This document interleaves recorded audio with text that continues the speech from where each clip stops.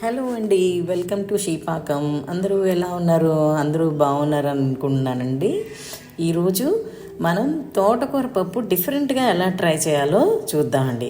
దీనికైతే మనకు కావాల్సింది తోటకూరను అయితే క్లీన్ చేసి శుభ్రంగా కడిగేసి ఉంచుకోవాలండి.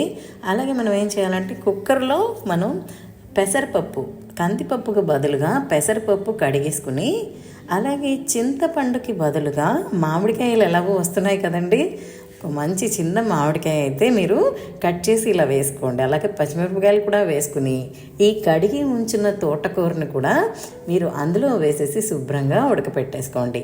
ఇలా శుభ్రంగా బాగా ఈజీగా ఉడికిపోతుందండి. కుక్కర్ కనుక మనం పెట్టేసామంటే ఒక 3 విజిల్స్లో బాగా ఉడికిపోతుందండి. సరేనా? ఇలా ఉడికిపోయిన పప్పునైతే తీసేసి దాంట్లో మనం ఉప్పు, పసుపు, కారం వేసేసి బాగా మెదిపేసుకోవాలండి. మెత్తగా మెదిపేసుకోవాలి. శుభ్రంగా ఇవన్నీ కలిసిపోయేటట్టుగా మెత్తగా మెదిపేసుకుని పక్కన పెట్టేసుకోవాలండి. పక్కన పెట్టేసుకున్నాక ఇప్పుడు మనం దీనికైతే తాలింపు అనేది వేసేసుకోవాలండి. తాలింపు మనకి యాజ్ యూజువల్ మీకు తెలుసు కదండి.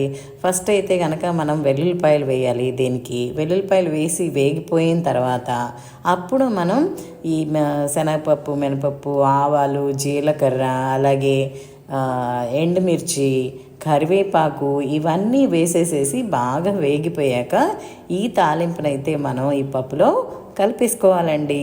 అంతే, మీకు ఎంతో రుచికరమైన తోటకూర పప్పు ఇలా డిఫరెంట్గా ట్రై చేసి చూడండి. చాలా బాగుంటుందండి. అసలు ఒక డిఫరెంట్ టేస్ట్ తోటి. అంతే, మనం జనరల్గా కందిపప్పుతో చేసుకుంటాం, కానీ పెసరపప్పుతో కూడా ఎంతో రుచిగా ఉంటుందండి. ఇలా కనుక మీరు ట్రై చేసి చూడండి.